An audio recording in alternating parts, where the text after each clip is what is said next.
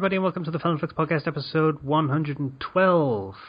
I'm your host, Casey, and with me we have Slicer. Hello. Zero. Hi, guys. How you doing? Guy. Hello. And Kenshua. Hi. I'm Kenshi618, and my favorite sort of animals are marsupials. Do you know what a marsupial is, gentlemen? They're the animals that have pouches. Marsupial. Because I just like saying the word marsupial. Yeah. Yeah. Marsupial. Also, those pouches seem like they'd be very useful for storing important things. Sure. Like guns. And your machete. And your spiked knuckles. Okay. And Putting your a children. gun in your stomach pouch would be about the same thing as putting it into your waistband. You have a very good chance of shooting something important off. That's why I keep the safety on. Yeah, that's what safeties are for, Casey. God. Never point a gun at something you don't intend to shoot. That's like rule 1 of gun safety. And whenever you put it in your waistband or in your marsupial stomach pouch, you're pointing a gun at your dick every time. The English Pretty know much. about gun safety. A lot more than Americans do. Apparently, yeah. They don't have guns anywhere, so... That means nothing. That just means they're never around to be safe around. This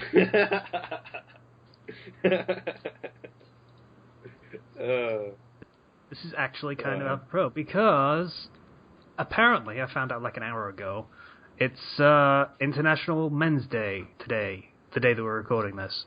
So,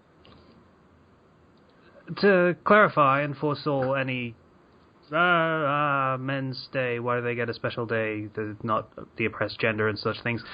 That's not really what Men's Day is about. It's about raising issues particularly pertaining to men more than anyone else. So, for example, the suicide rate of men being the worst cause of death for men under 45. It's a pretty bad thing. I did not know that, actually. Yeah, it's pretty rough. Yeah. And also, just as general advice for the sake of International Men's Day, everyone feel free to rub your bollocks every once in a while and check for things. Get your prostate examined. That too, but you could probably wait until you're over 30 for that. But yes, that's also a good point. Thank you, Zero. Any other things that need to be mentioned for the sake of men everywhere? Don't be a bitch. Thank you. Yeah. There's The that, I worst guess. disease. Yeah. Okay, so much for moving it away from the whole gender debate topic thing. Anyway, thanks, Ken. So, in honor of International Men's Day, we have some manly topics going on this week, because it was easy to think of things like that than just say, hey, have we done crossovers before? How about, like, red shirts? Have we ever talked about red shirts before? It's That's usually still how better not be on the list. It's not on the list. I've not even looked at the list for a while, so. Yeah, so we have some manly topics on the roster this week. But in the meantime, before we get to that, we have the usual topic, which is the what we're doing topic. So what have we been doing? Guy, you go first. Well, when I had a chess tournament 2 weeks ago, and I lost, embarrassingly bad. Have you ever had a move where the more you spend like about a half an hour thinking about it, and then about 5 seconds after you move, you realise, why did I do that? Yeah. But anyways, I lost, but afterwards we all went drinking out to the pub, and that was really fun. Imagine like 2 dozen chess players going into a bar and getting really drunk. Yeah. That sounds hilarious. It was. It really was. It was as completely as nerdy and as awesome as you can imagine it. We were having drunken arguments about the best chess openings. Oh my god. Yeah, it was really fun. I like that. What else has been happening? I went to Sweden last weekend as well. Which, yeah, that was more working than anything. And Why'd you have to blow up in Sweden? I didn't. I had to fix something. It was really annoying. We had to... one of our projects, it was going to the customers, and then about the day before, well, the weekend before it was to be presented, something broke down. And of course the guys in Sweden, they don't know how to use a soldering iron or anything, so they had to fly one of us out there to try and fix it. So, by the way, for the Americans on the podcast, soldering iron means soldering iron, because you don't know how to pronounce L's. I assumed as much. Also, The L is silent, you plebeian. Plebeian. Whatever. I'm American, I don't gotta worry about that shit. Making my point for me, thank you. Anyway, Guy, you were saying? so, yeah, I went to Sweden, got a free lunch out of it, flew back. It was alright, I guess. So didn't get to do much fun stuff in Sweden? No, well, went sailing. It's really nice sailing out there. They've got lots of nice islands, and Lake and Road was just too cool to really enjoy it. But yeah, to me that would sound like a no. I wasn't much for sailing. Did it as a kid, got hit by the sail. Slammed into my head. It was not a good time. So I once went on a cruise. We know. Yeah. Thanks, Zero, for reminding us of that. Yeah. My boss owns a boat. That's why. Well, he owns the company, but he has a really big. When I was a kid, we'd go we would sometimes we would go to Florida and we would go deep sea fishing because we had family that lived there. So we'd get up early sometimes. We'd go out and we'd get on a boat and we'd go deep sea fishing. And I once caught this really big fish. It was like 25-pound blackfin tuna, and my dad's greatest regret is not actually getting that stuffed. Like it was a hard fight too. Like little kid me got it on the rod, but got hooked. But then my dad had to pull it up, and he fought for that. So I like boats. Yeah. Okay. Anything else, Guy? That's pretty much it. Cool. Okay. Ken. Alright, not much here. I've done literally nothing of note except for basically mainlining Fallout 4 for the last week. Mm-hmm. We're going to do that again this week, aren't we? A little bit. Probably. Yeah, okay. So, let's get this out of the way again. Fallout 4, we've been playing some more of it.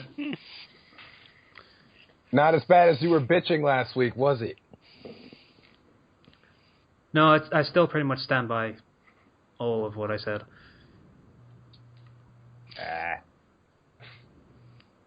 See, here's the thing. I uninstalled it, I think it was on the Saturday after we'd done the podcast. Because I just wasn't feeling it, and I think I mentioned to Zero that I have 34 hours on record on Steam. Yeah. And after you've played a game for that long and you still don't like it, you can pretty much say you don't like the game. Pretty much.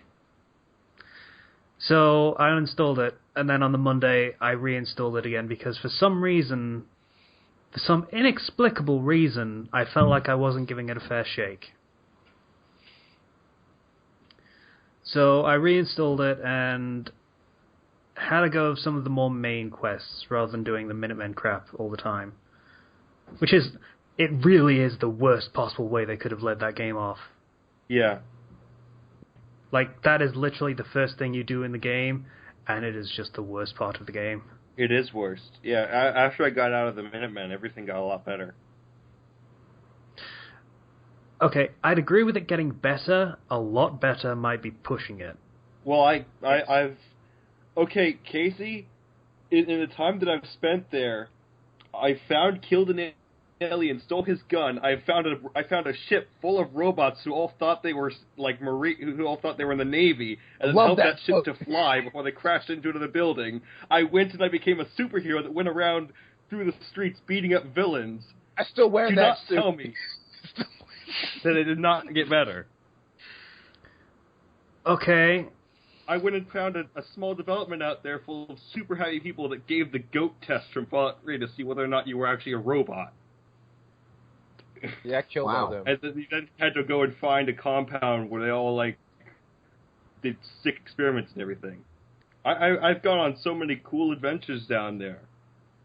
So At the same time, the things that I've done was break into a vault to save a cyborg guy from the gangsters. I like that mission, actually. I like the character Valentine. It's a cool character. Yeah. Because I'm pretty sure, based on the things that I've found, that he's like a person that got his mind implanted in a synthetic body. Which is pretty cool as characters go. I think he was a detective beforehand, like a police detective before the war. So on that level as well, he works very well as like an old pre-war buddy for the main character. You remember this, and it's like, yeah. I haven't cool. I haven't traveled with him yet, but I'm really about to because of something that happened later in the storyline. Yeah. Yeah. So I did that mission, and it was okay. There wasn't much interesting to do with the vault because it was unfinished, so all the interesting stuff that they could have done with it, they decided, no, it's more interesting to have this just be like under construction and not have the crazy vault experiments that we usually have in these things. Part of the fun is figuring out what the fucked up experiments of every vault is, and that one did have a fucked up experiment. Did you not look? It did. They just didn't do anything with it. That's the thing. I found one vault that had some really screwed up experiments with drugs and everything as part of a companion quest. I did that quest too. Yeah, that was really messed up. Here's the thing. Half of the fun of the vaults is what creepy thing they're up to. The other half is finding out how it turned out. And you don't get that with the under construction one. It just doesn't happen. Because it didn't happen. So that was a bit of a letdown. Yeah. Oh well. Yeah. And the other one I did was still the main quest, and I'm pretty sure it was an attempt to get me to like the dog again. Oh, the search. Oh. Yep.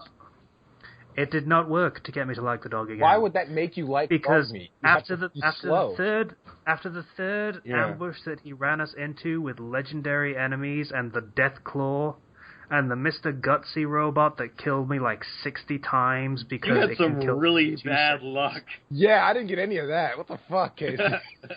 Yeah, at some point on the trip, I was just shooting my dog in the arse with a shotgun every 3 seconds to make him speed up. It's That mission's, I don't think, supposed to make you like dog meat. It just explains why he's there. No, Well, it does. You could have just said, "Hey, it made me like Kellogg, he has a place somewhere. Go there." Why? It made me like my companion a lot more. It was Kate, by the way, because she kept talking shit about dog the whole way. Mine was Kate too. Yeah, Kate's great. Yeah. I already finished the romance with Piper, so Piper could just sit in Sanctuary for the rest of the game. Yeah, I finished the romance with Kate. She's waifu. She's waifu now. For obvious reasons. Yeah, she pretty is. She pretty much is. Yeah, obvious reasons are obvious. Why? Because she's Irish, redhead? No, because I met her in a fucking cage fight. Oh, yeah. Yeah. That got her points immediately. I gave her Grognak's axe. I gave her So she Grognak's just runs loincloth. around.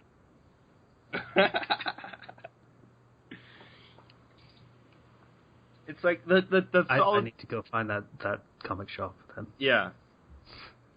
Become the Silver Shroud. I still wear that, by the way. It's really good. Yeah, that's the reason, not the loincloth thing. That's really good armor, by the way. I'm a pig. Anyway. But go on, Zero. Fallout 4, I've had more fun exploring and finding like I actually went and I found a Raider racetrack where they were racing robots. Yeah, I and found as soon that as I too. entered, and then I ran around and I found a console that was a self-destruct button and I blew everybody up. Oh. Sad. So, yeah. Yeah, so I've been doing the main quest basically so I can get that reunion quest done, because that is the point where the other half of the faction quests open up, so you can start doing those again. Because that was where I was having the most fun. When I found the Brotherhood and started being like, hey, Brotherhood, what's up? Let's hang out and kill some synthetics and stuff. Yeah, my character's a slut. I just wanted to say that. Oh, yeah. My character hits on was, dudes as well. He doesn't care. My character... Good for him, I guess. I was actually spoiled on something for the Brotherhood, and I really want to get to that point now. So it's like...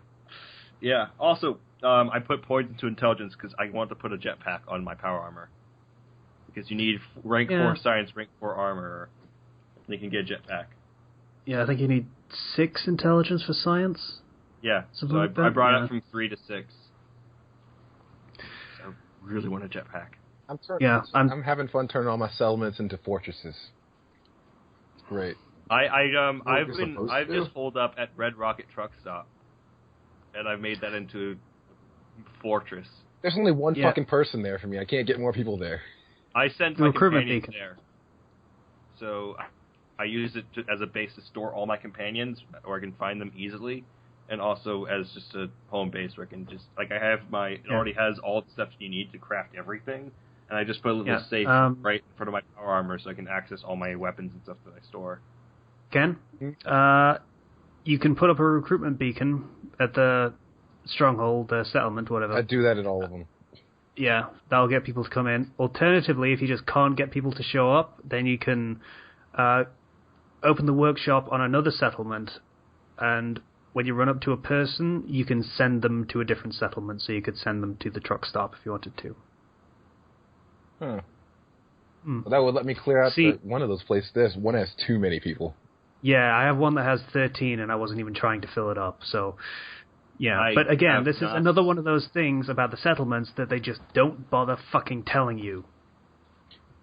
What they do is they have a help button if you pause it, and then they have every single tutorial in the game there, and it's just like, I can't read all that. We could have done it more procedurally. Yeah, they could have maybe had that be the Minutemen questline, but no, let's go assault another raider base, because that's what we want to do. Still, I've had the most fun with it just exploring and finding a lot of really interesting stuff. Okay. Here's one thing where I definitely have to give credit to the game that I didn't give them. A couple things, actually. One, the factions. As I said before with the Brotherhood of Steel, and I was like, you could probably just finish the quest line.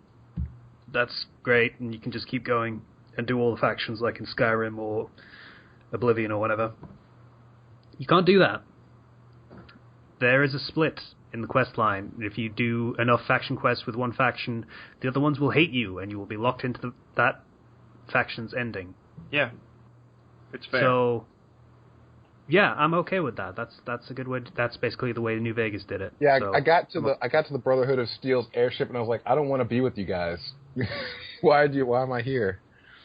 I got to the. Well, you can do a few more Brotherhood of Steel quests before they start being a problem where you can't switch. Like I said, I was spoiled on something related to the Brotherhood of Steel's quest line that makes me really want to stick with their quest line. Because there's something down the line that I really, really, really, really, really want to see. It's the Liberty Prime thing, isn't it? Yeah, it's another Liberty Prime. yeah, it is. Yeah, I want to see it. I want it back. I want to resurrect it. It's so easily won over, Zero. All it takes is one giant robot spewing anti-communist sentiments, and you're just putty in their hands. Yeah. To be fair, that was the sentiments are just icing on the cake. That was the best part of Fallout 3's main quest line. Just that robot just talking shit to the Enclave while killing them all. Yeah. Giant robots, man. I can't resist. So, I found a video Well, I found a mod, actually, which was really fantastic. Is the dialogue mod? It's a dialogue mod. It's probably not the one you're talking about, though. Oh, God, I need to find it, and I don't know Isn't there how. already a Randy Savage mod? There is a mod where you can get the Fat Man, the nuke launcher, to shout "John Cena" every time it fires. And when it would be great if when it exploded, the explosion was replaced with dun dun dun dun dun dun dun. That's great. John Cena, that man. Okay. There it is. Found it. Oh, Okay. also, Fallout 4's Assaultrons are really hard to fight. I hate this thing. A little bit, yeah. I basically grenaded it until it But died. I found out the greatest... This. God. I want to know. Remember Heavy Rain? Yes. Oh, no. Oh, Did you God. know that in that game you also had a son named Sean? Yes! It replaces every line of dialogue for the male protagonist with the guy from Heavy Rain shouting, "Sean! Sean, where are you?" Fucking fantastic. Great. So yeah, I found a troubleshooter's missile launcher, which Oh yeah, I found that too. deals 50% damage to robots, so the Assaultrons kind of just go down really easily with that. Especially after I gave it triple barrel. Gosh, oh yeah, and I made it through the plot significantly far, and they pulled something I wasn't really expecting, which I'll give them props to. Something that was actually, it was actually pretty well done, and I like the way that they managed, how that managed to work in the universe that they pulled, to kind of affected my point of view of everything. So I'll give them props on that. Oh, and the other thing that I did not give them enough credit on. Remember how I mentioned the Raiders are all just stupid and they don't have any actual factions or anything? It's just Raider. Yeah. That's all they give you.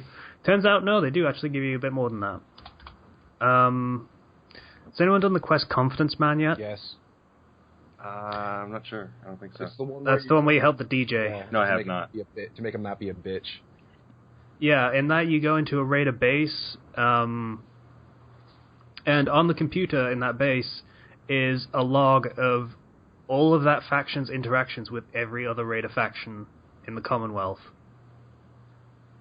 And it mentions them by name, and it actually brings up the fact that the Corvega factory has suddenly gone silent. Yeah, I like that. It reminded me of... A lot of the Raiders tend to bring that up of, oh crap, Corvega's gone silent. Yeah. Which, it's I can't tell whether that's, I mean, you don't have to do that quest. That's not a mandatory quest. No, you don't. For progression or anything. So, I don't know whether that's just standard and they just expect everyone to do the Corvega quest, or whether that's actually based on things that you do. Like, if you don't do it, then it won't have any mention of the Corvega factory. It's worth doing it again and just going straight there to find out. Yeah, just, book it for Diamond City right away. Yeah. I don't even think you have to. I think you could just go to the brewery. The brewer. The brewer. Could do. I've still had fun with this. I had to build something for plot progression. I had to build something that required a lot of power, and I ran into that problem where I did not have enough materials for as many generators and wires as I needed. And so then I found the robot place where they were racing robots. It solved the problem, for sure. Yeah, I'm having fun with it, but it's a very low-key kind of fun. I, at one point, compared the game to The Old Republic when I was talking to Zero. That comparison, not entirely fair, but it's the same kind of low-key kind of relaxed fun. So it's not massively engaging or really gripping storytelling or really gripping gameplay for that matter. It's just kind of, yeah, okay, I could play this for like 20 hours and not really get bored per se.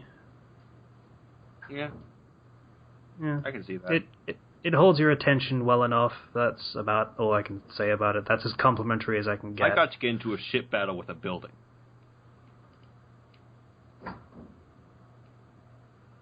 See, you say all of these interesting ideas and concepts, but even the interesting ideas and concepts that I find are just kind of, oh, they do this interesting thing. That's if you looked around when the Brotherhood of Steel thing takes you to the airship for the first time, you can see a gigantic boat just on a building.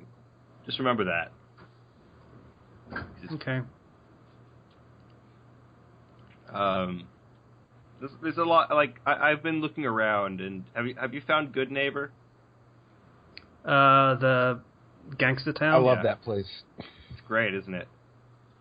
Good Neighbor is where I found, is where I thought it started to get interesting, in my opinion. And I found the first thing that happens when you go to Good Neighbor is the mayor shanks someone who's trying to extort you. Just shanks him in the middle of the street. And he's wearing a fucking Revolutionary War outfit. It's great. Okay. Alright, that's Fallout 4 done. Alright. Putting a pin in talking about Fallout 4 for at least another week. So, Kenshua, we were in the middle of yours, so what else have you been doing? That's it, pretty much. I have nothing interesting to talk about. I've done nothing but work and sleep and play that goddamn game. I can't stop. Okay. Zero, since you'll probably also talk about Fallout 4. I've played Fallout. Played Fallout 4. Been doing school. A couple weeks ago, I didn't mention this, but I had actually gone. My parents and I, we had our friends of the family come over, and we drove over to towards Apple Hill, which is this big apple orchard, one of the largest around, and it sells all sorts of Apple-type products.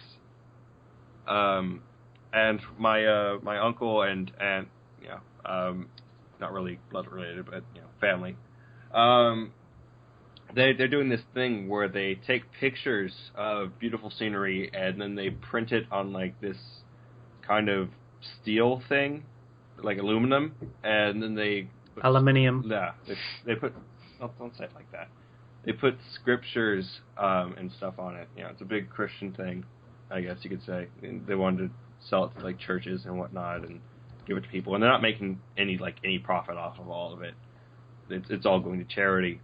So we were going there because it's a very beautiful place, and we ended up going off a side road, and we went down to an apple winery.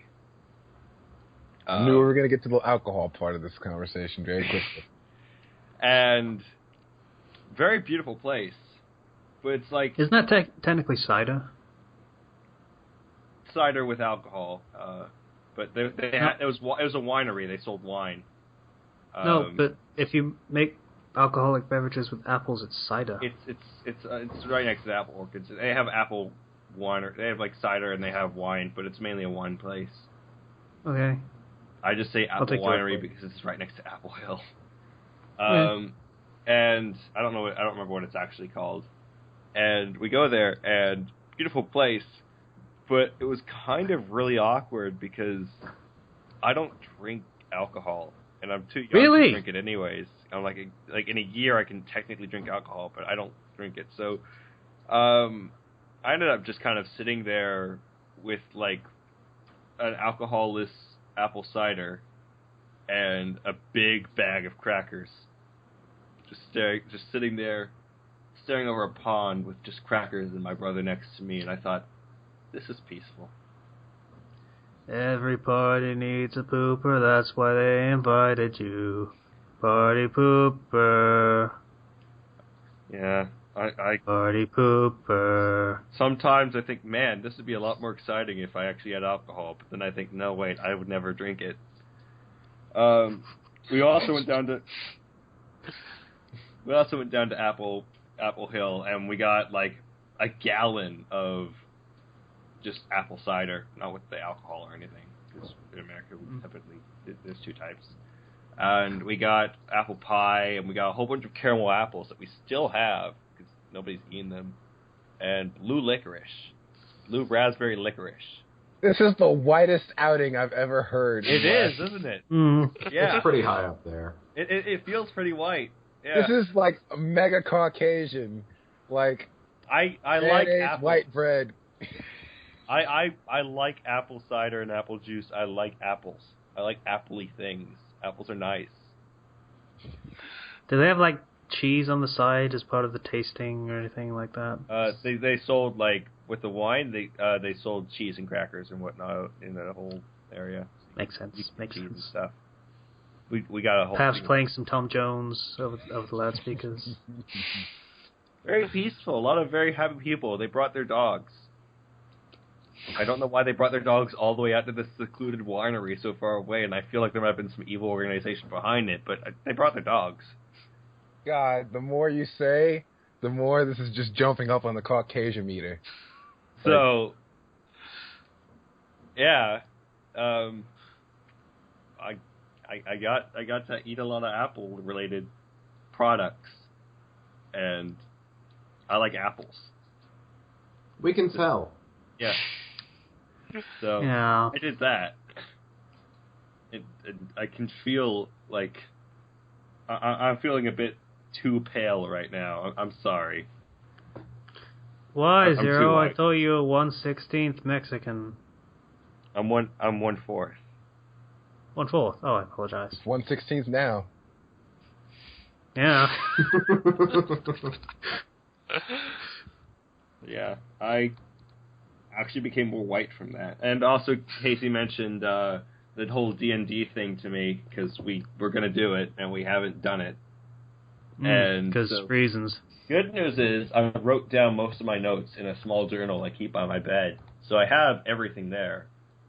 So Yeah, to clarify, somehow Zero ended up being under the impression that we weren't doing it when we were literally just waiting on him to get stuff done. I was like... So I forgot. I thought, like, okay, did it, like, what happened to it?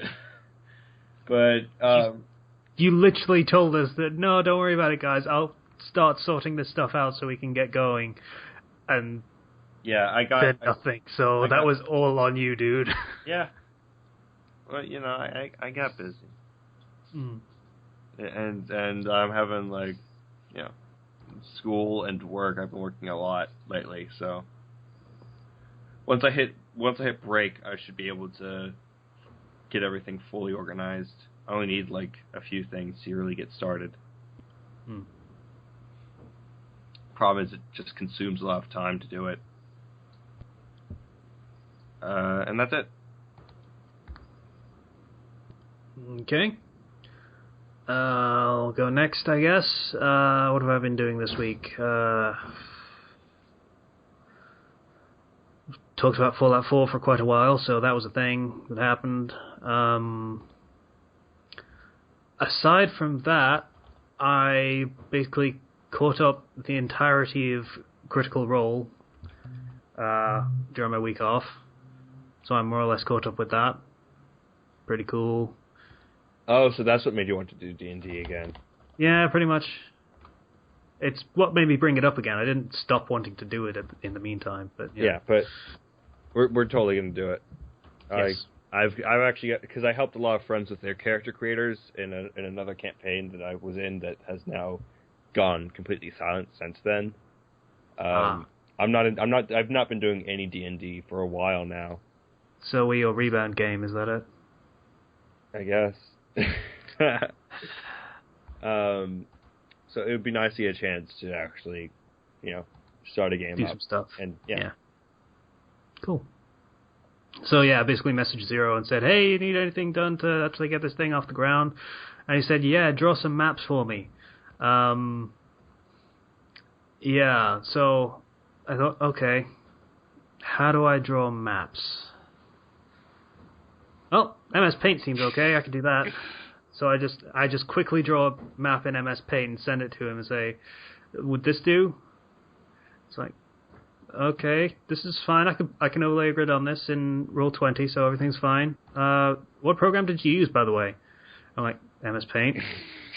It's at this point I could practically hear Zero hitting his face on the desk as he realizes that all of this time, when he was so concerned about doing nice fancy maps, that he could have just drawn them in MS Paint this whole time and gotten it done in like 30 seconds per map. Yeah. So. Yeah. Yeah. So basically, I'm dumb. Yeah. Because I didn't realize at first that you could overlay things like that. And so, once I looked into it, I was like, oh. Well, even so, you could probably just overlay a fucking grid image on top as long as it's PNG. So, you could have done that too. Yeah. I should just stop pointing these things out to Zero because it's just going to make him sad. I made such good quality maps too. I made like only 3 though. Maybe. Yeah, because it took you hours. Yes? It took me a long time to get it the way exactly I wanted it to. Yeah. Yeah, so I started doing that. I need to... Excuse me. I need to do some more of that when I'm not tired. Because I went nocturnal while I was on my week off, and I am now back at work, so my sleep schedule is so very messed up. Ow. Aside from that, I'm starting XCOM this weekend. That's going to be a thing. Don't know how that's going to go. Hoping it goes well. Probably won't go well. It's going to go poorly. Well, okay, not in the sense of, I'm going to fucking lose a lot of dudes and stuff, but more in the sense of, will it be entertaining or not? I don't know. I'm going to see. I don't know. Yeah.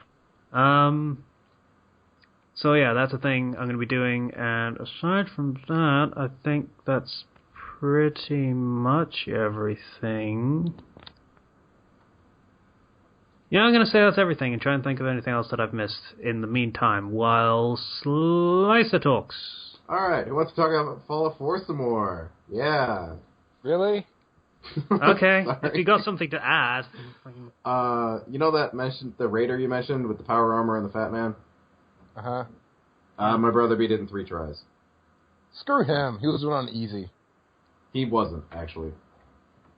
Well, what level was he? I have no idea. Probably not very high.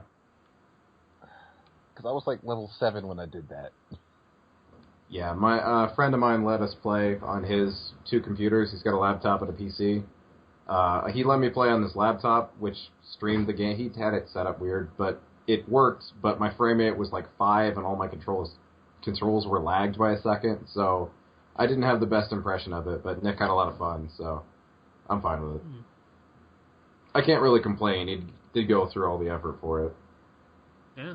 I'm still going to reserve judgment on the actual game. I'm not going to judge it by that. That wouldn't be fair. Yeah. That was pretty much the extent of my experience with it, though. I didn't get very far. I found the police station. I did the start of that Brotherhood quest, whatever it is. I launched the missile in the silo, and then I blew myself up by mistake. Yeah, that was it. I stopped playing after that, just went to bed.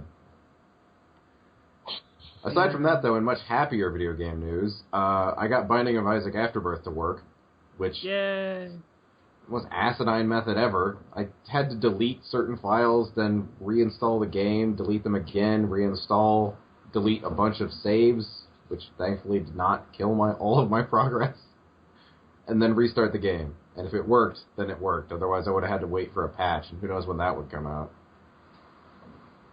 So I've been playing that. It's very difficult. The new greed mode is actually a lot of fun, but it's really hard. That's really all I could say about it. And aside from that, in real-life news, my friends decided to make a fighting company. The emblem for this is 1 spear and 2 shields at the bottom of that spear. I just picture that for a second. And the house name is Quib. We are House Quib. House Quib. Okay. Yeah. So that just makes me think of Us Quib. Yeah, I know. Our leader is a huge Mass Effect nerd, so... Really?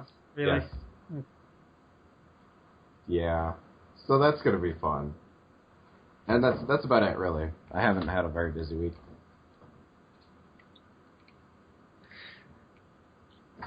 Okay. Yeah. The other thing that I forgot to mention that I just remembered because I was playing with my bandage that I've got on my finger. Yeah, I forgot to mention for the past couple of weeks that I had a workplace injury for a while.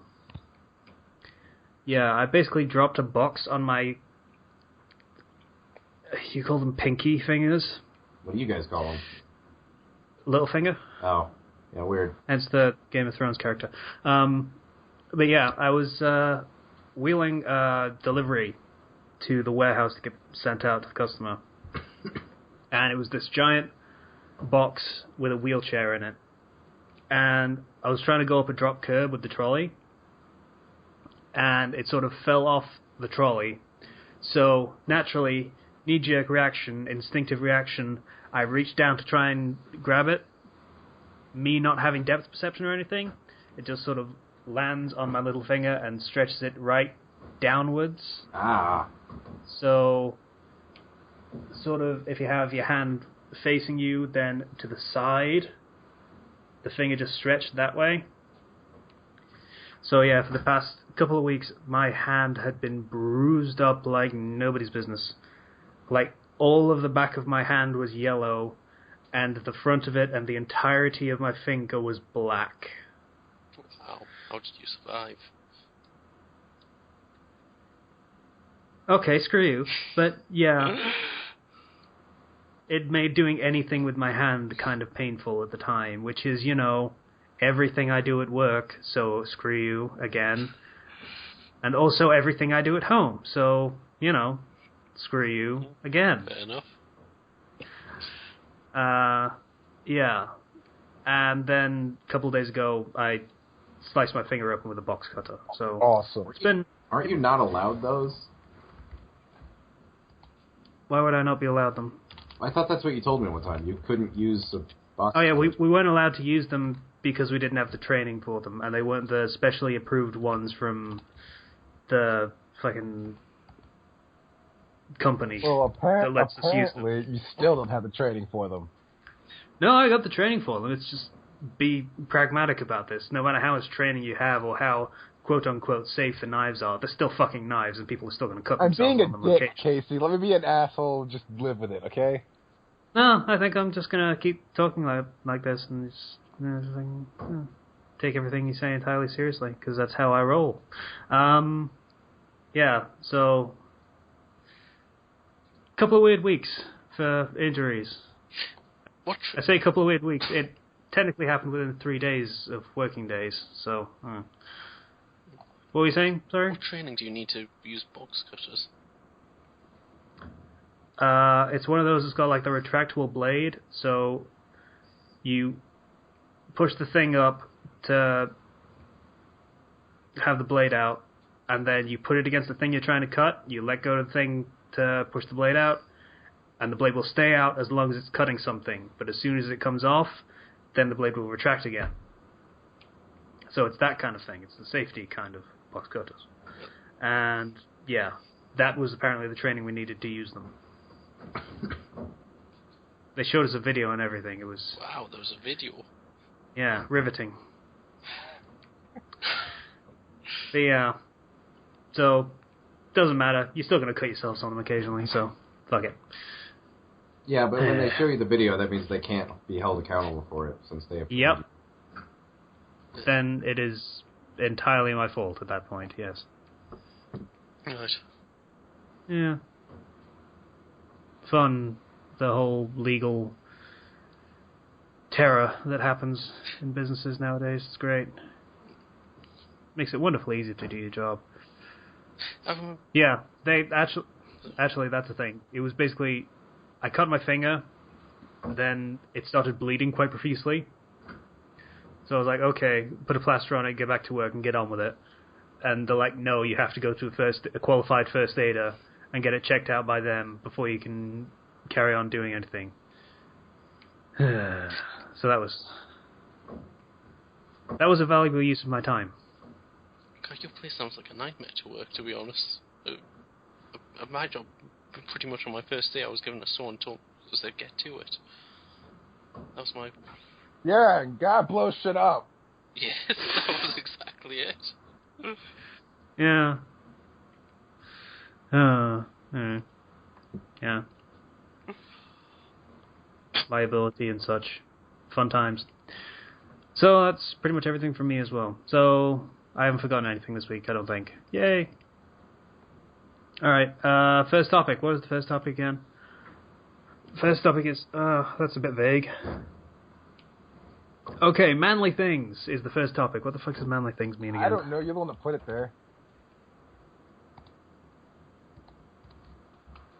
Things that are manly. Bacon is manly. Bacon's great. Yeah, it's pretty great. Bacon's universal. Who the fuck doesn't like bacon? That's a good point, yeah. Bacon is pretty universal. Okay. Mullets are manly. What? Mullets are manly. Mullets are pretty manly, mostly because no woman would be caught dead. Cool guys don't look at explosions. Simple. No, Yeah. I don't buy that. It is entirely manly to look at explosions because explosions are fucking manly, and you want to see You a fucking cause an explosion, you walk away, you don't even look at it. You're just like, yeah, I did that. No, you watch it burn. That's the best Yeah. part. Not looking at explosions is the hipster thing to do. Yeah, now Like, no. I mean, why would you? I'm too cool to look at explosions. Why would you not look at an explosion? Explosions are amazing. Yeah. Manly things. Oh. It's Hitting not stuff fun. and breaking stuff.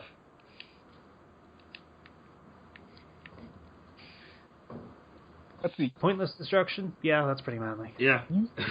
Using objects for what they are not meant to be used for. Let's turn this into writing a manly character. A little bit. Let's put together the manliest OC in history. What would you incorporate? Okay, muscular, to the point where he can do the pecs dancing thing. Yeah. He needs some sort of military hat. Not necessarily the whole uniform, just the hat. Some sort of very pronounced facial hair. He needs- like an enormous mustache. He needs a life-size tattoo of some sort of awesome animal like a gorilla or a tiger or a grizzly bear on his chest, dead center. A lumberjack or something like that, Sincere pride in his family lineage. I am basically just doing everything I can to describe Major Armstrong. Pretty much, yeah. I mean, you're not wrong. He definitely fits. Yeah. His number one method You of got the dealing, military hat thing. Yeah. his number one method of dealing with his problems is hitting things. Yeah. He must be incredibly hairy, except for on his head where he's balding. Yeah. I gotta admit, baldness is a manly trait. It's not a desirable manly trait, but it's a manly trait. I know Casey's going to disagree with this, but every manly guy needs a dog. Nope. No. They need a tiger. Tigers aren't manly. No, not tiger. Not Not tiger. A hyena. Not a cat, Mm-mm. typically. Not a cat either. I'll agree, not a cat for manly characters, no. Bear. They need a bear. A bear. You've been through Yes. this. I gave you the Zero fucking- has this. I gave you the fucking manliness Yeah, quiz I like remember 4 weeks ago. No wonder most of you failed it. Bear was the correct answer. Yeah. It is still the correct answer, yes. I wish I could have a bear companion in Fallout 4, but I know it's only going to be a mod. Well, you know, you could like Yaoguais would attack you if you get certain perks. You know there is going to be a Yaoguai companion, Yeah. and it's going to have a green coat and hat, and it's going to, like, its personal quest is going to be looking for picnic baskets. Probably. That would be pretty cool. I would accept that. Yeah, I'd be alright with that. I mean, the fact that it would still viciously murder everything in a 50-foot radius instantly would, make up for that fact. Yeah. Let's see. What else will this manly character have? In his spare time, he spends it in the basement making boats and shit. Just wooden objects with his hands. Isn't that what the guy from NCIS does? Yes. That's No. what he does. He has a fully functional forge in his basement where he does blacksmithing. He makes his own bullets. Blacksmithing is actually pretty manly. Yeah, it is. It's the job where you put things in fire and then hit them with a hammer over and over again. Okay? That's pretty fucking manly as jobs go. No. Yeah, not really. I know one of the guys at work who does that type of thing. It's not as manly as people make it out to be. Well, the old school way of blacksmithing is manly. Serpent guy crushing our dreams since, 6 weeks ago. Thanks, I try. I know you do. He's got 60 scars, half of them on his face. But none of them on his back. Why is being covered in stars manly? Because it means you've been through some shit. Well, too much and you just turn into a weird monster. Like Zaz. Like Mr. Zaz. No, the reason that Zaz's scars don't work is because they're self-inflicted. That's not badass, that's emo.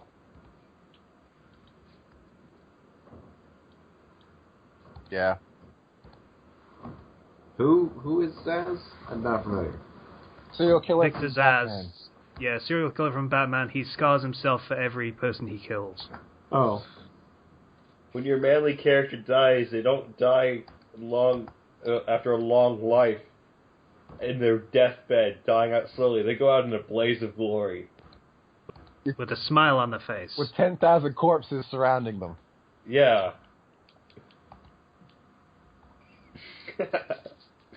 So, at this point, we've kind of described a combination of Armstrong and Whitebeard, I think.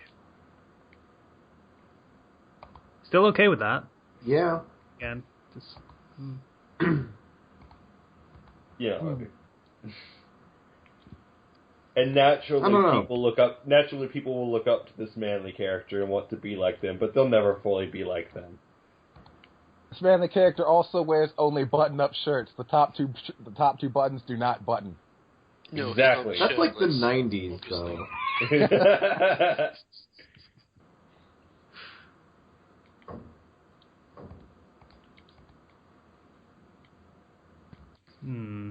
There is something to be said for someone who dies in their deathbed or whatever, though. After a long life of kicking ass. Yeah, but it's not quite as great if they're on their deathbed and there's some screw this and they get up and they go steal a motorcycle and go drive it into something and that would be perfect. Explosion. Yeah. Blaze of glory. I'm going out anyway, so might as well go out in style. Yeah, I'd agree with that.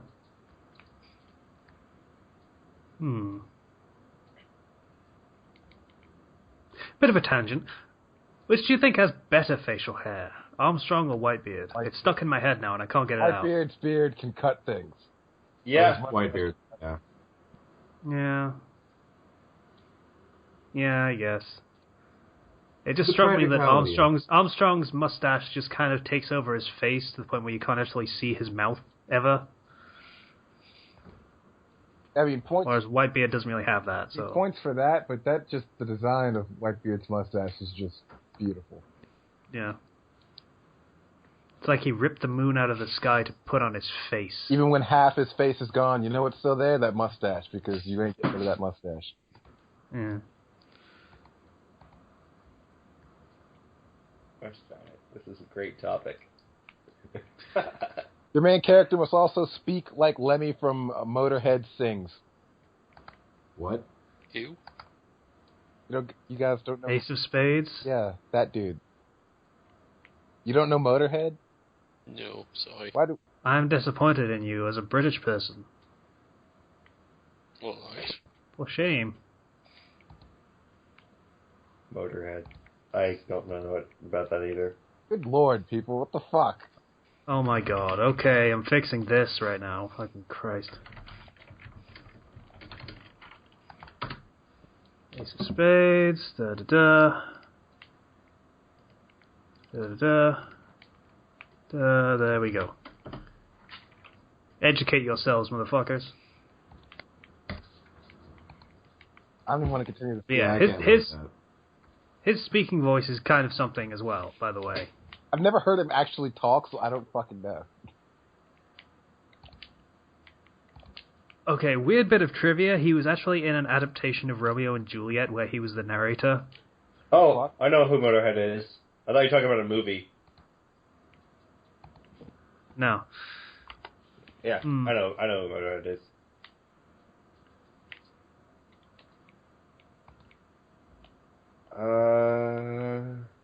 Not sure I agree with that voice, though. I'm thinking James Earl Jones will be better.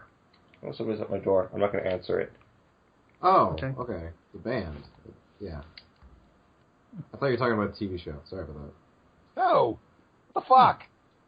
I said the name of the lead singer and everything. I didn't hear that part. Then, I guess. Weird. Yeah, James Earl Jones is a better voice for a manly voice, I think. If you listen to any fan fiction author, the coolest voice is Dante from Devil May Cry 4. No. No. No. That's what people say. It gets me upset. I was reading one fanfic where they described their OC as having the voice of Dante from Devil May Cry 4, and I'm like, okay. That's not really supposed to be a manly voice. It's supposed to be a cool guy's voice. Yeah, I'm just like, Actually, not a cool guy's voice, but a rad dude's voice. He's a radical guy, you know? Yeah. rad dude. Yeah, that's the best way to describe him. He is very 90s in how cool he is. Totally radical. Yes, exactly that. Tubular. Bodacious, you could say. Yeah.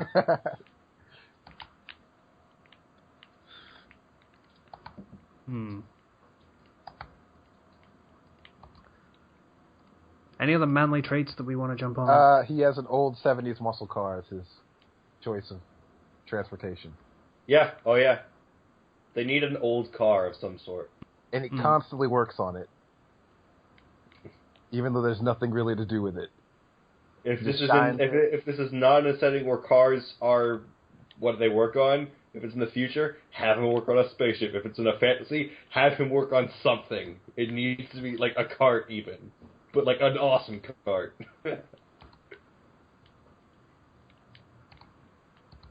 No, if it's fantasy, it's a horse. Oh yeah, yeah. Okay? The horse. It's taking care of a horse. If you go into history and you know, gladiator chariot is always fun. Pretty manly.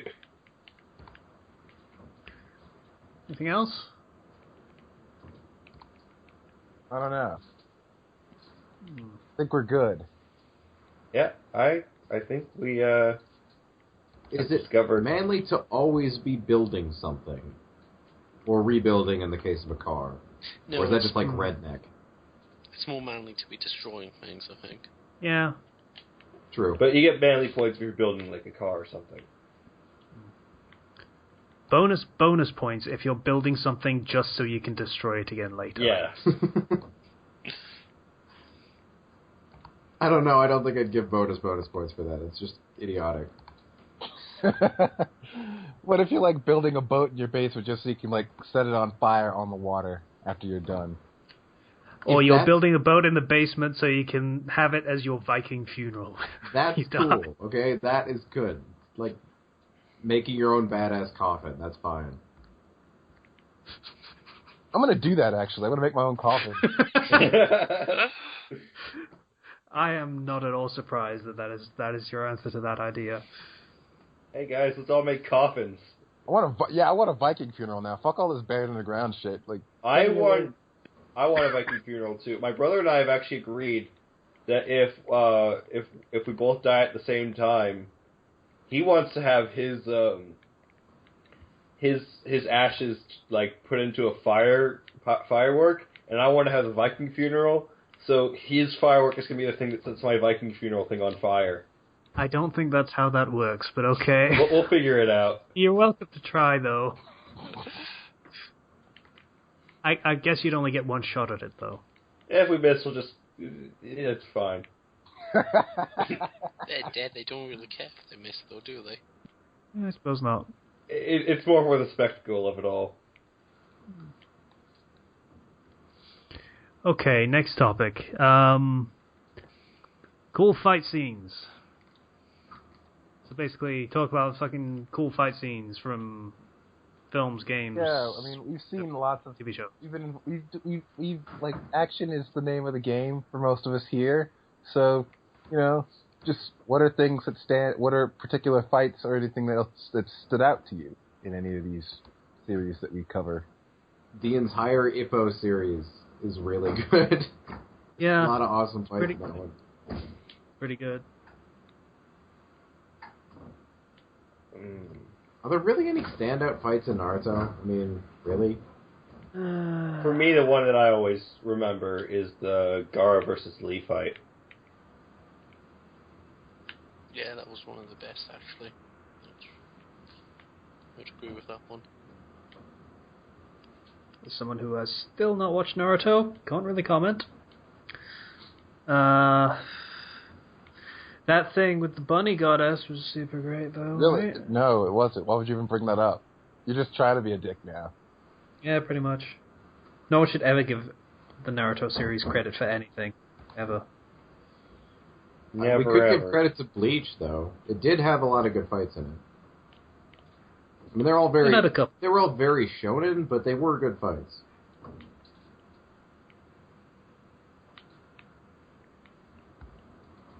I don't know. Yeah. I was about to say Ichigo versus Kenpachi, but then I soured on that immediately after saying it. No, it wasn't a good fight. It was basically, hey, I need to unlock my next superpower fight. Yeah.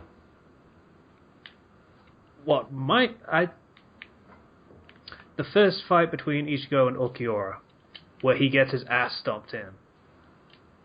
Oh, yeah. That was pretty good. The younger Tagoro fight in Yu Yu Hakusho. Yeah. Oh, yeah. The one during the Yukina arc? Or which one? During the Dark Tournament, I'm pretty sure you mean. Dark Tournament was pretty awesome. Thinking about it, that anime has a lot of really good fights in it. Yeah, it does. It does. Like, he doesn't unlock new powers, he just uses them in creative ways, and I like that. Well, for the Dark Tournament, he did actually unlock a new power. Yeah, but it's like the thing that won him was more his own ability than just oh no, I've got new power I can one shot you with. When I say that, I mean if he trains and outside of battle learns it, I'm completely fine with it. If he learns it mid battle, that's idiotic, or it gets old very quickly.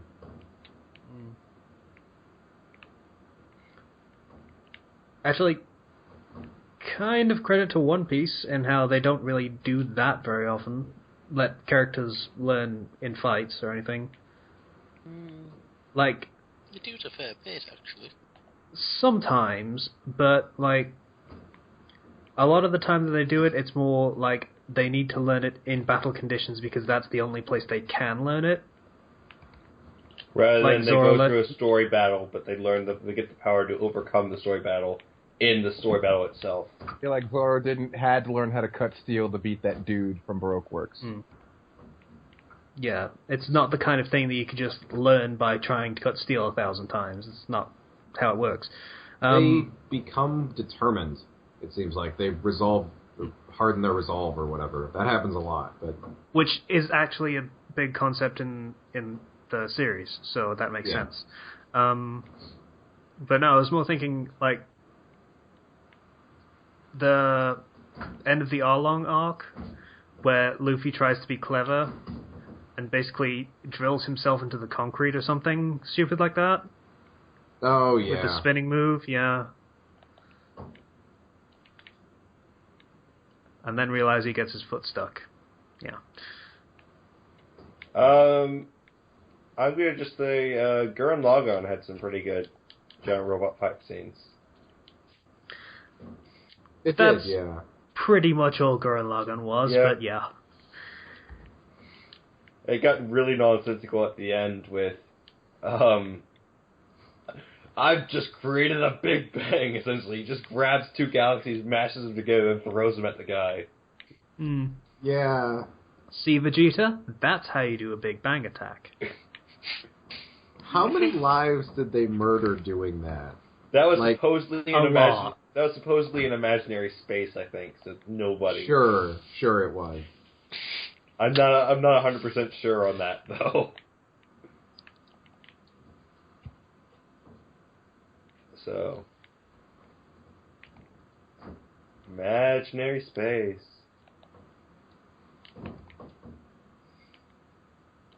Not doing it this time. Not doing it. Not taking the bait. Nuh-uh. Oh, that's it. That scene from Daredevil, episode The hallway 2, I think, the hallway scene. Actually, that was a really, really good one. Yeah. Oh yeah.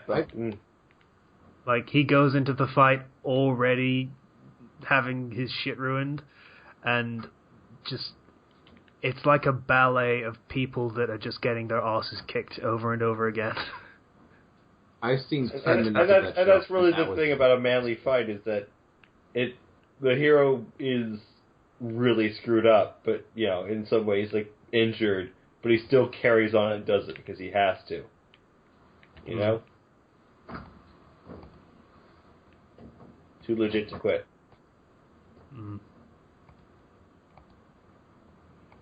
Ugh.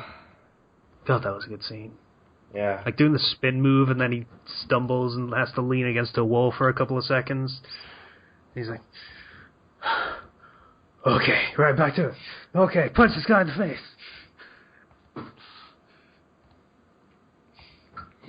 Oh, I love that scene. When's Jessica Jones starting again? Tomorrow. Okay, that's the thing that's happening. I didn't realize. Okay. Is it still like the all released at once thing? Yes.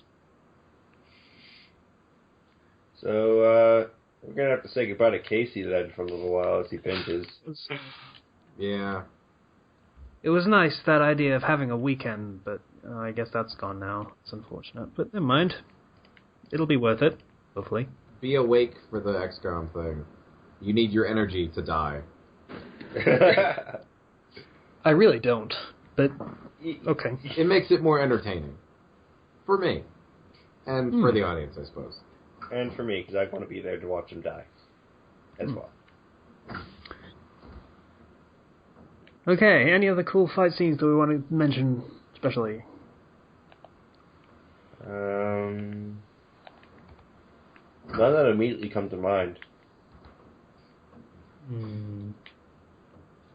I don't know. I'm sure people will tell us their ideas. Absolutely. A lot of blanks. I mean, Dragon Ball Z, kind of, but they turned into just laser fights after not very long. I mean, if you want decent fights, you got to look back to Dragon Ball. Yeah. I can agree with that. The Goku versus King Piccolo was a great fight. Yeah. But once it became, I've got the bigger laser than you. Well, I suppose that's the problem with all the escalation in anime. It's too much too quickly. People want to see the characters getting stronger, but they don't want to see ridiculously strong characters fighting. There's got to be that degree of weakness in there. Yeah. I suppose that's what made Daredevil so good, because he was weak during that fight. He just kept on going. The kid was fucked up for most of that season. Like, there was something wrong with every episode. Like, the injuries just kind of piled on top of each other for the entirety of the season. It was kind of great. Yeah. Like, there was no moment where it's like, oh, everything's okay now for a bit, we can stop and do some filler or something. No. It just got worse and worse and worse and worse. Isn't that like Daredevil's whole trait? He just keeps on going. Yeah. I guess. He's not one to exactly give up. He is the man without fear, etc. God, that show was cool. Next season, next year. It's gonna be good. Yeah. Or it's not. Shut up, Slicer. Okay, next topic. Manly idols. What is your ideal vision of manliness? When you compare your own manliness to someone else's, who is it you look to first? Well, This could be a fictional character as well. It doesn't have to be a real person. Real person, Jack Churchill. He was a guy that brought a longsword onto the beach of Normandy. He was... Okay, yeah, that's pretty good. Yeah. I think that I got his name right. I remember reading an article about him. I'm gonna Google that shit. Jesus. Congratulations, Mad, I think you Captain won. Mad Jack Churchill. Captain Mad Jack. Yeah? Yeah. Alright. You win. Fought throughout the Second World War armed with a longbow, bagpipes, and a basket-hilted Scottish broadsword. Holy shit, I remember reading about that when I was like 10 years old. What the fuck? Yeah. He is known for the motto, any officer who goes into action without his sword is improperly dressed. I like this man. I like him a lot. Yeah. That's a good call on your mark of manliness, guy. I appreciate that. It is claimed that Churchill also carried out the last recorded longbow and arrow killing in action, shooting a German NCO in 1940 in a French village. Wow.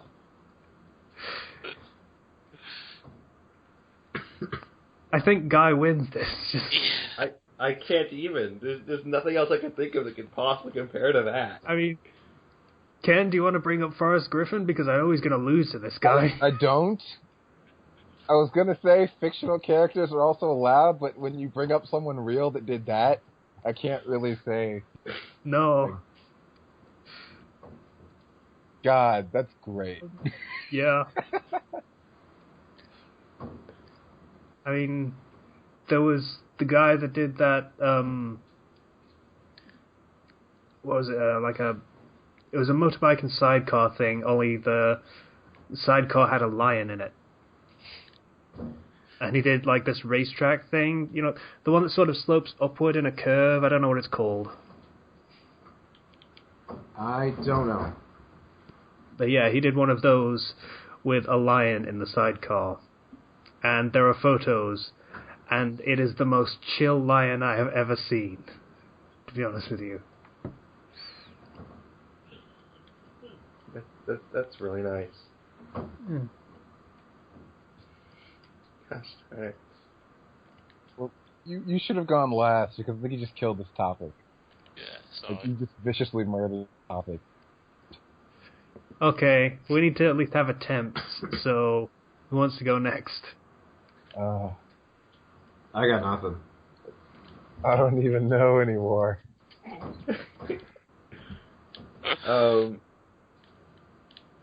My family has always liked the Rocky movies.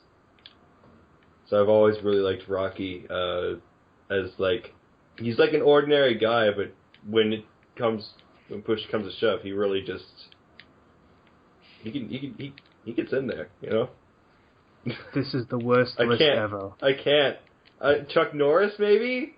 Why? Why Chuck Bruce Norris? Lee? Oh my god. I just looked up manliest man, and in the top 10 so far we have Floyd Mayweather Jr. Fuck no. Peyton Manning. No. Michael Sharp, I don't know who that is. This list is terrible. Try to imagine what life is like for Michael Sharp, 33-year-old surfer and kayaker who begins every day with a dip in the... Oh, fuck off, he's just a kayaker. Piss off. Manliest man my arse. LeBron James. No, what the fuck? Chris Davenport.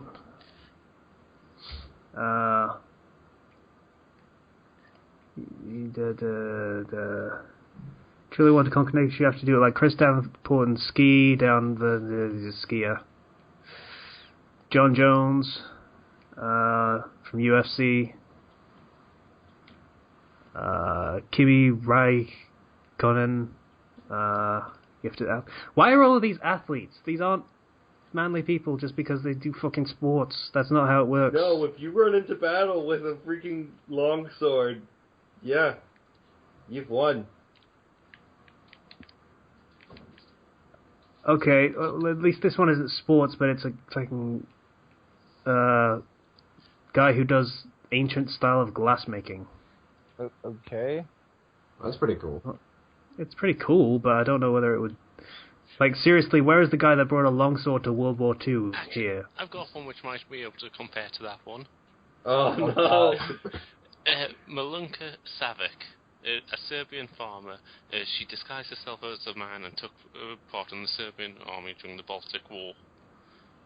Oh, wait, I remember,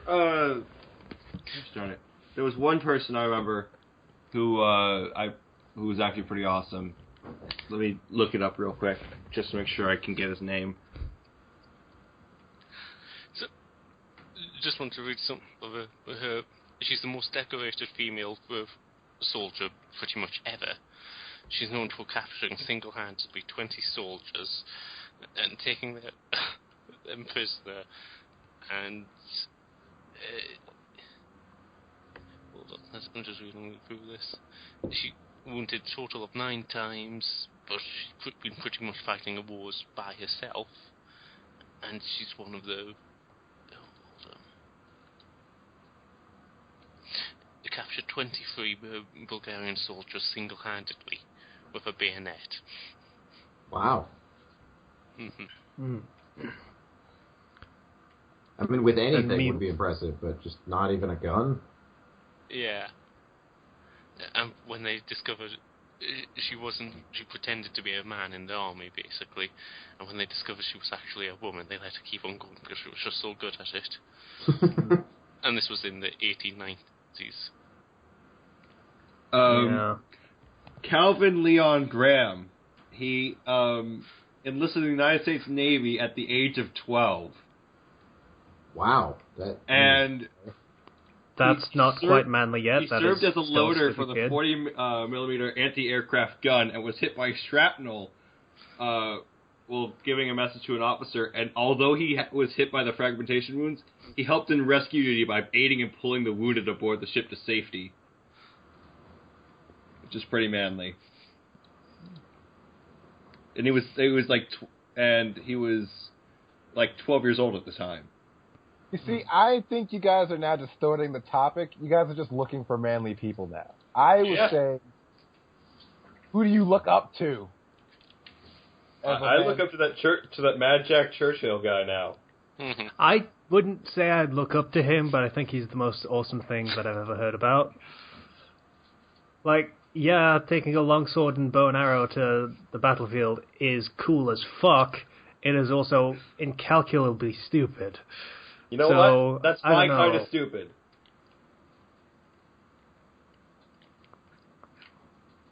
He actually survived it. It was known as saying, if it wasn't for the Americans, we could have kept the war going for another 10 years. He was disappointed when it ended. His time had come.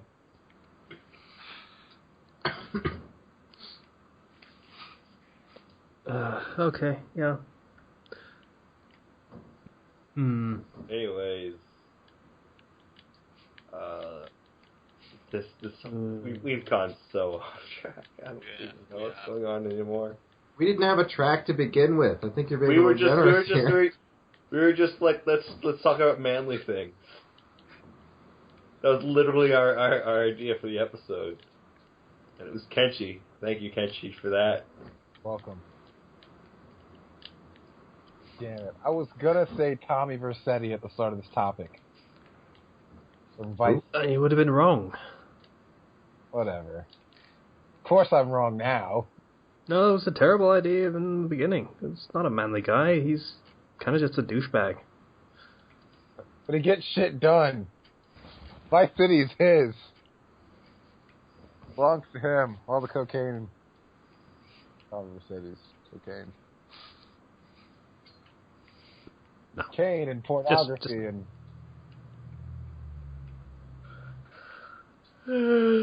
No. Actually, I'm trying to think of a Grand Theft Auto protagonist that was either cool or manly. I'm actually drawing a blank. Of course, there's something wrong with all of them. Yeah.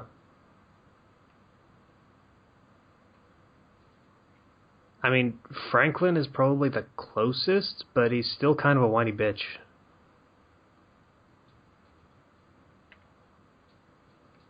Michael's a bitch. Trevor's too much of a psychopath. Michael, I don't know, he's just... He seemed to, at that point, have just sort of gone, fuck it, I don't even care anymore. Which, let's be fair, is kind of manly. It's a manly attitude to have. Just fuck it. Yeah. I don't know. I don't think I can agree with that. No? No. Which part? That sort of flippant nature being manly. I don't see it. Okay.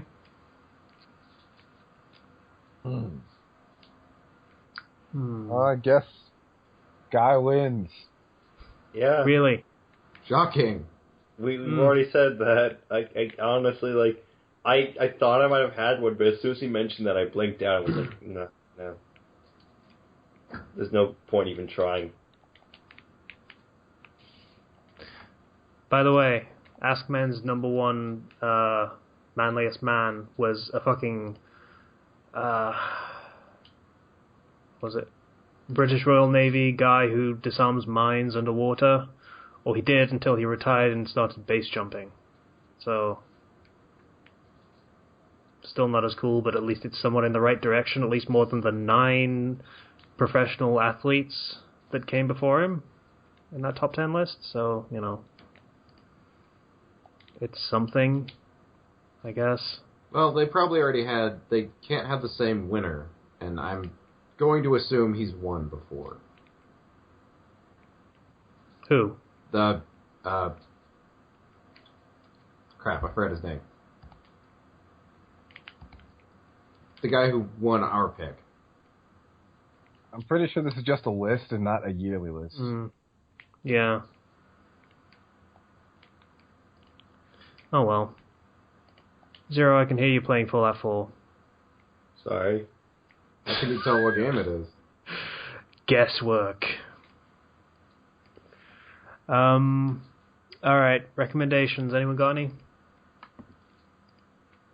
Not really. Not particularly. Nah. I recommend that you...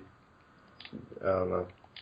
I don't have any life recommendations either. Zero recommends apples because that's what he I recommend said. you eat apples, yeah. Go eat some apple cider, like, it's great. Drink some apple cider, eat apple some... cider. I don't even care. You could turn it into a jelly and eat it for all I care. Just eat something related to apples. It's good for you. An apple away keeps the doctor away. Shut up, Zero. Then when the doctor comes around, take out your apple and throw it at him. He won't come back again. Okay. Has anyone here lived long enough to have a doctor actually come out to the house for anything? No. Ever? Do they even No. do that anymore? No. No. They're as dumb. Anyone else got any recommendations? No, I haven't really been able to read this week, so... Yeah. Okay. Fallout keeps the calling. It's troubleshooters rock missile launcher is just so handy. But yeah, that's about it, I guess. Yeah, we don't have any readings either because that's our thing. Not really. I'm too tired for anything this week. So, yeah, I got nothing. So fuck it. Episode over. Thanks everyone for donating on Patreon, by the way. We really appreciate it, and we give you such riveting content in return. Oh well. We'll do better next week when we're all paying attention and have possibly petered out as far as Fallout 4 goes. It depends if I get the game. Oh wait, I forgot to mention. I checked what the. You guys remember? Oh, crap, let's go. Lords of the Fallen, that Dark Souls clone from a while back. Yeah.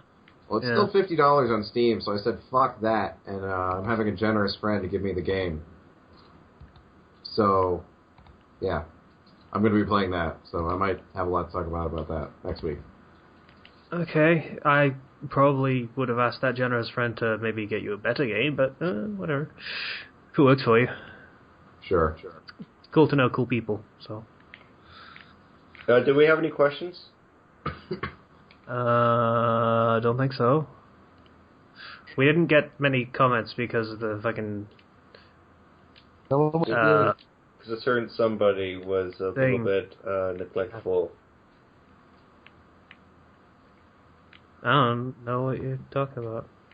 I'm not talking about anything. It's just, things happen. Thanks for listening to the podcast episode, whatever the fuck it was, 112. Patreon, thanks. Comments, if you want to say something. Ask the question, because we, again, will answer that, assuming you ask the question. Bye. Bye. See you guys. God, Yeah, this is a streamlined close. Goodbye.